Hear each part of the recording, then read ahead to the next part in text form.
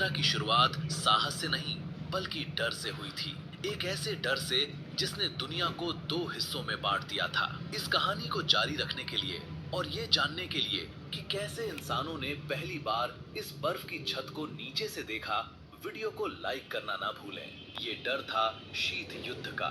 1950 के दशक में दुनिया दो महाशक्तियों के बीच बटी हुई थी, अमेरिका और सोवियत संघ। दोनों ही देश एक दूसरे पर नजर रखने और एक दूसरे से आगे निकलने की होड़ में थे। उस समय तक उत्तरी ध्रुव के ऊपर से विमान उड़ाना या सतह पर बर्फ तोड़ने वाले जहाजों को ले जाना बहुत मुश्किल और जोखिम भरा था। लेकिन रणनीतिक रूप से उत्तरी ध्रुव दुनिया का सबसे महत्वपूर्ण चौराहा था। अगर आप ग्लोब को ऊपर से देखें तो आर्कटिक महासागर ही वो रास्ता था जो अमेरिका और रूस को सबसे कम दूरी से जोड़ता था। इसी दौरान एक ऐसे विचार ने जन्म लिया जिसने समुद्र के नीचे उत्तरी ध्रुव की खोज के मायने हमेशा के लिए बदल दिए। वो विचार था परमाणु ऊर्जा। परमाणु ऊर्जा से चलने वाली पनडुब्बियों के आने से पहले पनडुब्बियां असल में गोता लगाने वाले जहाज थे। उन्हें अपनी बैटरियों को चार्ज करने और अपने डीजल इंजनों को चलाने के लिए हर कुछ घंटों में सतह पर आना पड़ता था ताकि वे ताजी हवा ले सकें। लेकिन बर्फ से ढके आर्कटिक में सतह पर आना असंभव था। वहां मील दर मील तक बर्फ की अभेद्य दीवार थी। फिर एंट्री हुई यूएसएस नॉटिलस की, दुनिया की पहली परमाणु पनडुब्बी। ये एक ऐसी मशीन थी जिसे हवा की जरूरत नहीं थी। इसका छोटा सा परमाणु रिएक्टर इसे महीनों तक पानी के नीचे रहने की शक्ति दे सकता था। 1958 में एक बेहद गुप्त मिशन शुरू हुआ जिसका कोड नेम था ऑपरेशन सनशाइन। इस मिशन का मकसद वो करना था जो इतिहास में कभी नहीं हुआ था। प्रशांत महासागर से अटलांटिक महासागर तक उत्तरी ध्रुव के ठीक नीचे से होकर जाना। जब नॉटिलस ने अलास्का के तट से गहराई में गोता लगाया तो चालक दल को पता था कि वे मौत के मुंह में जा रहे हैं। उस समय हमारे पास आज की तरह सटीक सैटेलाइट मैप्स या जीपीएस नहीं था। जैसे जैसे वे उत्तर की ओर बढ़े, उनके कंपस यानी दिशा सूचक यंत्रों ने पागलों की तरह व्यवहार करना शुरू कर दिया। पृथ्वी के चुंबकीय ध्रुव के इतने करीब होने के कारण पारंपरिक कंपास बेकार हो गए थे। उन्हें एक नई तकनीक इनर्शियल नेविगेशन पर भरोसा करना पड़ा जो जायरोस्कोप का उपयोग करके अपनी स्थिति का पता लगाती थी। लेकिन सबसे बड़ा डर मशीन का नहीं बल्कि ऊपर मौजूद उस छत का था। सोनार स्क्रीन पर ऑपरेटरों को बर्फ की भयानक आकृतियां दिखाई दे रही थी। सतह पर जो बर्फ समतल दिखती है वो नीचे से किसी कटी फटी गुफा की तरह होती है। कहीं कहीं बर्फ की ये नुकीली कीलें पानी में 50 फीट से भी नीचे तक लटकी हुई थी। पनडुब्बी और इन बर्फीली चट्टानों के बीच कभी कभी सिर्फ कुछ ही मीटर का फासला रह जाता था। पूरे चालक दल के लिए वो समय सांसें रोक देने वाला था। सन्नाटा इतना गहरा था कि वे पनडुब्बी की लोहे की दीवारों के बाहर बर्फ के आपस में टकराने और चरमराने की डरावनी आवाजें सुन सकते थे। ऐसा लग रहा था जैसे कोई विशाल राक्षस अपने दांत किटकिटा रहा हो। 3 अगस्त 1958 को रात के 11:15 पर नॉटिलस ने वो कर दिखाया जो अब तक नामुमकिन माना जाता था। वो दुनिया के ठीक शीर्ष पर यानी उत्तरी ध्रुव के भौगोलिक बिंदु के बिल्कुल नीचे थी। पहली बार इंसान ने समुद्र के नीचे उत्तरी ध्रुव की खोज के दौरान उस बिंदु को पार किया था जहां से हर दिशा सिर्फ दक्षिण होती है। लेकिन वहां रुकने या जश्न मनाने का समय नहीं था। उन्हें बर्फ के उस पार सुरक्षित निकलना था। जब वे अंततः ग्रीनलैंड के पास खुले पानी में बाहर आए तो पूरी दुनिया हैरान रह गई। लेकिन ये तो सिर्फ शुरुआत थी। सेना ने रास्ता खोज लिया था लेकिन विज्ञान अभी भी पीछे था। उस पहली यात्रा ने एक बहुत बड़ा सवाल खड़ा कर दिया। अगर हम सतह के नीचे जा सकते हैं तो उस गहराई में महासागर के तल पर क्या है? क्या वहाँ कोई पहाड़ है, कोई ज्वालामुखी या शायद कुछ ऐसा जो हम सोच भी नहीं सकते? नॉटिलस के सफर ने ये तो साबित कर दिया कि बर्फ के नीचे एक रास्ता है, लेकिन उस अंधेरी गहराई की असली तस्वीर अभी भी धुंधली थी। वैज्ञानिकों को पता चला कि आर्कटिक महासागर का तल कोई समतल मैदान नहीं है। वहाँ लोमोनोसोव रिज जैसे विशाल पर्वतमालाएं हैं जो हजारों किलोमीटर लंबी हैं और समुद्र तल से हजारों फीट ऊंची उठती हैं। ये पहाड़ इतने बड़े हैं कि अगर इनके ऊपर से पानी हटा दिया जाए तो ये हिमालय को टक्कर दें। इन पहाड़ों की खोज ने एक नई अंतर्राष्ट्रीय जंग छेड़ दी। रूस, अमेरिका, कनाडा और नॉर्वे सभी इस बर्फीली दुनिया के नीचे छिपे संसाधनों पर अपना हक जमाना चाहते थे।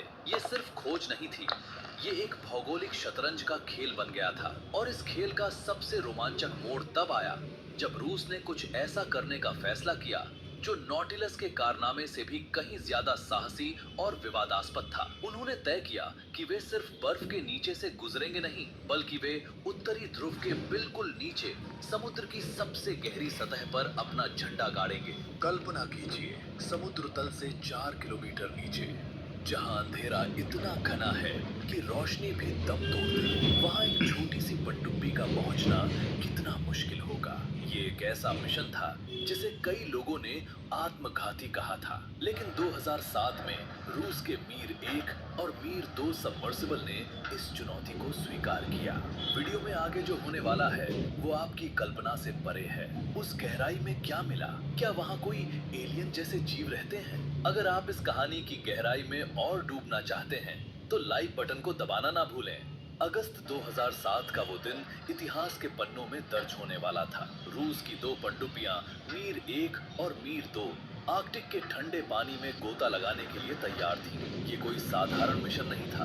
उनका लक्ष्य था समुद्र तल की उस गहराई तक पहुंचना जहां आज तक कोई भी इंसान नहीं पहुंचा था। उत्तरी ध्रुव का बिल्कुल निचला सिरा, यानी सी बेड। इस मिशन के पीछे के दिमाग थे मशहूर रूसी खोजकर्ता आर्थर चिलिंगरॉव। उनके सामने चुनौती सिर्फ गहराई नहीं थी, बल्कि वो अनिश्चितता थी जो उस अंधेरे में छिपी थी। जैसे ही इन पनडुब्बियों ने सतह छोड़ी और नीचे उतरना शुरू किया, सूरज की रोशनी धीरे धीरे धुंधली होने लगी। पहले 100 मीटर, फिर 500 मीटर और फिर 1000 मीटर। एक समय ऐसा आया जब खिड़कियों के बाहर सिर्फ और सिर्फ काला सन्नाटा था। ये वो जगह है जिसे मिडनाइट जोन कहा जाता है, जहां प्रकाश की एक किरण भी नहीं पहुंचती। पनडुब्बी के शक्तिशाली फ्लड लाइट्स ने जब उस अंधेरे को चीरा तो वैज्ञानिकों ने कुछ ऐसा देखा जिसकी उन्होंने उम्मीद नहीं की थी। समुद्र के नीचे उत्तरी ध्रुव की खोज के इस चरण में उन्हें पता चला कि ये जगह उतनी बंजर नहीं है जितनी सोची गई थी।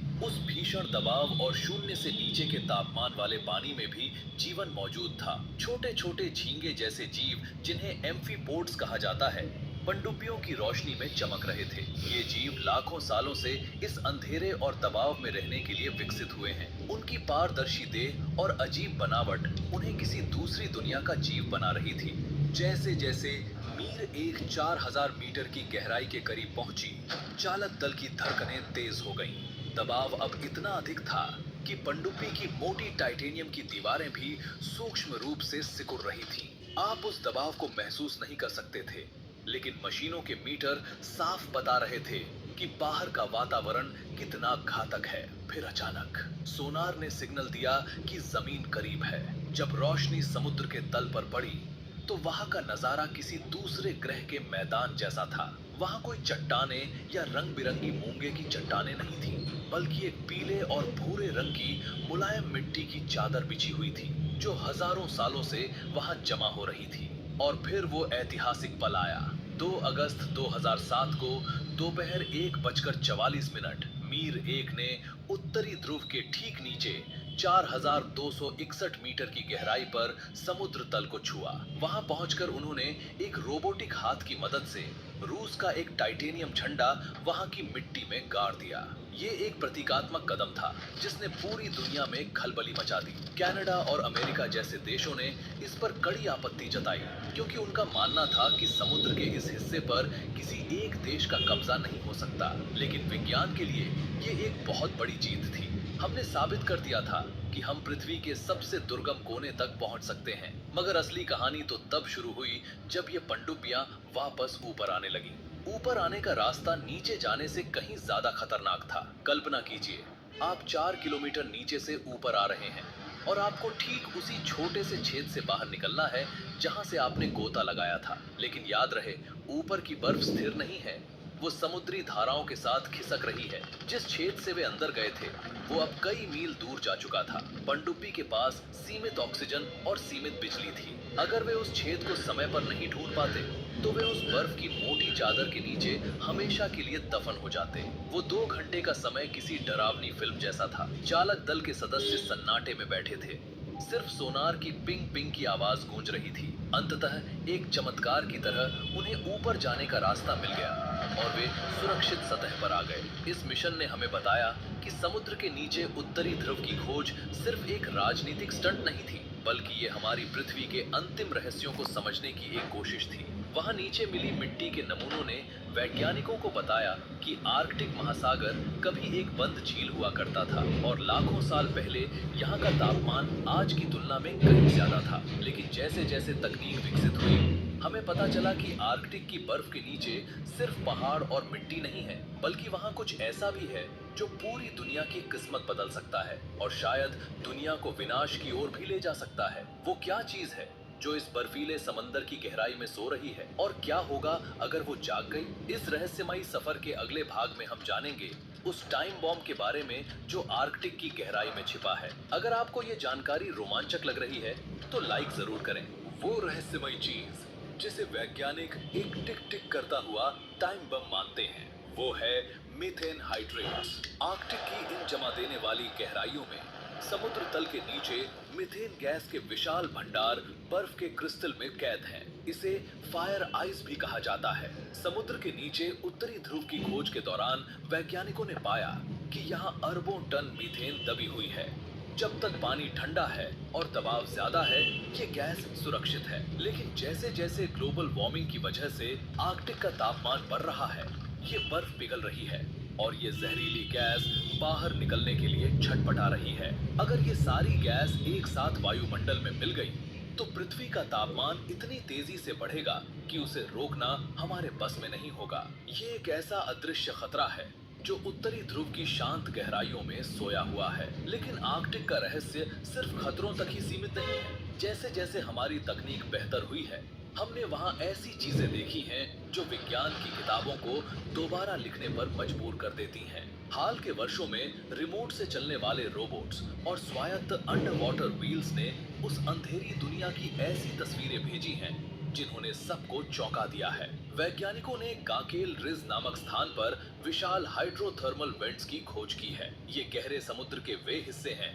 जहां पृथ्वी के अंदर से खौलता हुआ लावा और गर्म पानी बाहर निकलता है। आप सोचिए, ऊपर मीलों तक बर्फ जमी है, पानी का तापमान शून्य से नीचे है, लेकिन समुद्र के तल पर ये वेंट्स किसी ज्वालामुखी की तरह धधक रहे हैं। और सबसे हैरान करने वाली बात यह है कि इन गर्म फुहारों के चारों ओर जीवन फल फूल रहा है। वहाँ ऐसे बैक्टीरिया, ट्यूब वॉर्म्स और जीव मिले हैं जो सूरज की रोशनी के बिना सिर्फ रसायनों के दम पर जिंदा है। ये खोज इस बात का सबूत है कि जीवन कितनी भी कठिन परिस्थितियों में खुद को ढाल सकता है। इसने वैज्ञानिकों को ये सोचने पर मजबूर कर दिया है कि शायद बृहस्पति के चंद्रमा यूरोपा या शनि के चंद्रमा एनसेलाडुस के बर्फीले महासागरों में भी ऐसा ही जीवन छिपा हो सकता है। यानी समुद्र के नीचे उत्तरी ध्रुव की खोज हमें सिर्फ अपनी पृथ्वी के बारे में नहीं, बल्कि पूरे ब्रह्मांड में जीवन की संभावनाओं के बारे में भी बता रही है। आज उत्तरी ध्रुव एक ऐसी जगह बन गया है